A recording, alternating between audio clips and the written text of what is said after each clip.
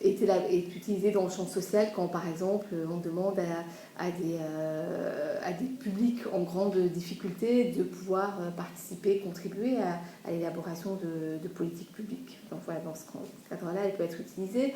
Elle peut être utilisée aussi quand des organisations comme ATD Quart-Monde, par exemple, mobilisent le quart-monde, donc les plus précarisés, et travaillent ensemble pour l'élaboration de propositions dans des universités populaires, sur des questions de la réussite scolaire. Donc là, on peut dire qu'on a une démarche participative, mais qui, à mon sens, dans ce cas-là, va au-delà de la participation. C'est-à-dire que c'est aussi couplé avec une démarche d'émancipation, avec une démarche de capacité d'action, de capacité d'agir.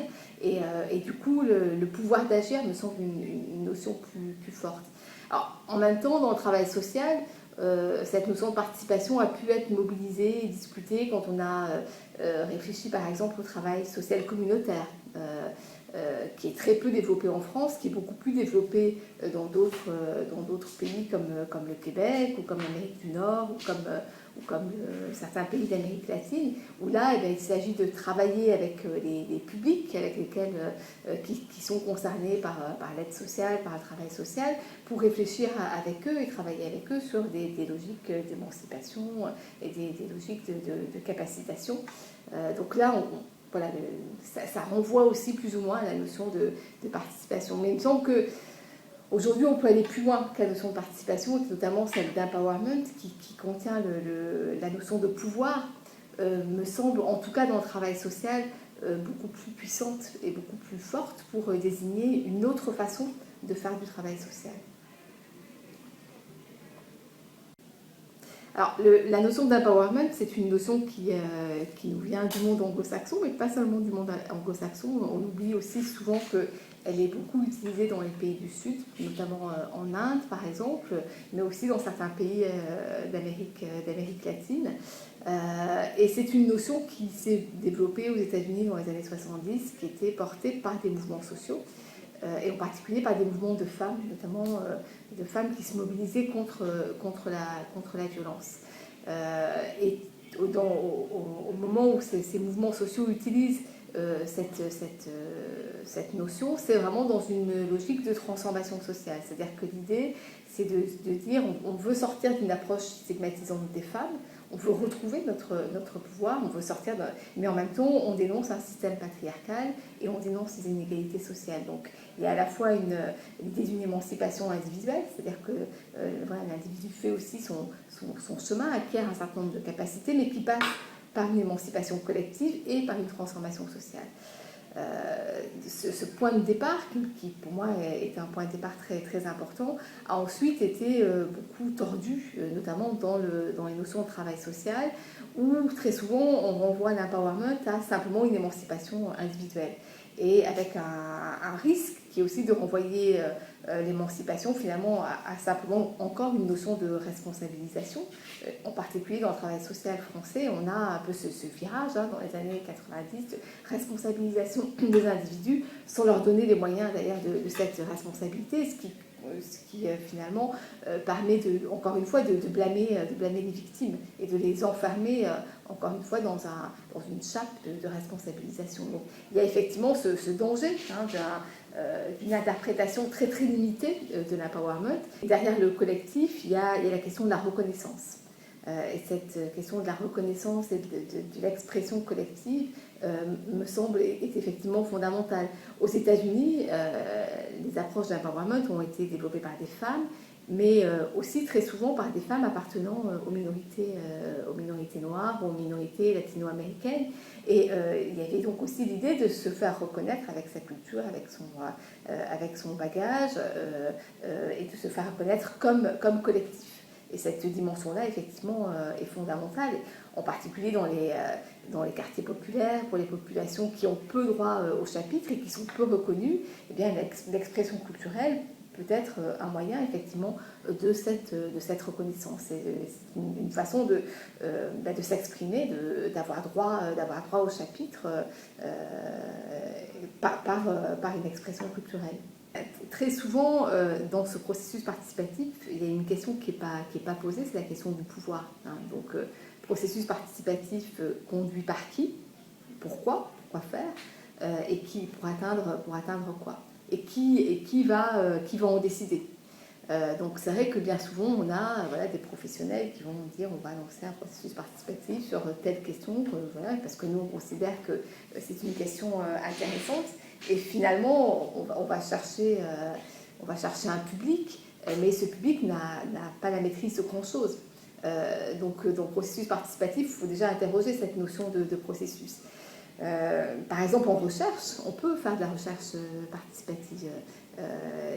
Aujourd'hui, il y a tout un courant qui tend vers ça, mais la question est de savoir qui conduit cette recherche, qui décide des questions qu'on va travailler, pourquoi faire, qui va ensuite être propriétaire des résultats de la recherche, décider de comment on va les diffuser. Et donc, bien souvent, il arrive que dans ces processus, eh bien, ceux qui ont moins de capital social et culturel, finalement, n'y gagnent pas grand-chose.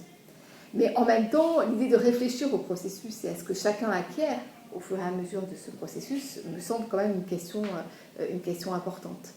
Mais, encore une fois, je pense qu'on ne peut pas réfléchir à la participation en termes de processus ou non sans se poser la question des conflits et la question du pouvoir. Qui a le pouvoir, quels sont les rapports de pouvoir à chaque étape. Le point de vue de l'évaluation renvoie toujours aux critères, c'est-à-dire aux objectifs qu'on voulait atteindre, à ce qu'on veut mesurer. Il arrive souvent qu'on dise voilà, ça n'a servi à rien, mais la question c'est de savoir de quel point de vue ça a servi ou ça n'a pas servi. Moi par exemple en tant qu'urbaniste, un des éléments importants pour un projet participatif, d'abord c'est de pouvoir mesurer comment les habitants ont pu participer à transformer ou à construire le projet, quelle a été leur part de décision, d'influence sur le projet, comment au bout du bout ils sont contents ou non de ce projet, comment ce projet est utilisé ou pas.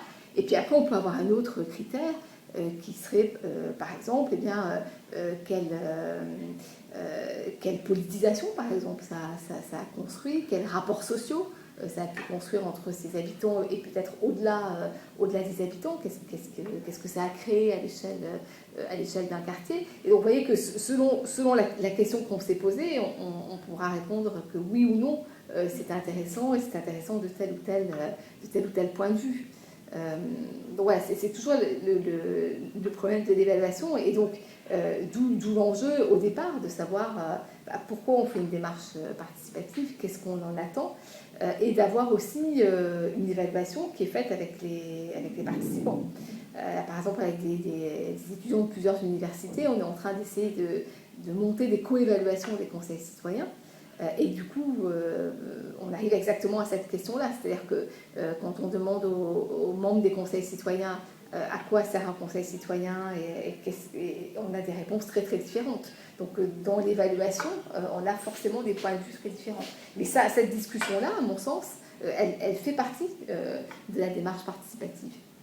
Alors participation et politique de la ville, c'est un long sujet, que la politique de la ville est née au début des années 80, et que dans le rapport qui est le rapport un peu père de cette politique de la ville, qui était le rapport du Bedou, il indiquait que la participation était un des thèmes centraux de ce rapport, où il indiquait qu'il fallait transformer les quartiers populaires à partir de la mobilisation des habitants, et donc il disait faire des habitants les acteurs de la transformation.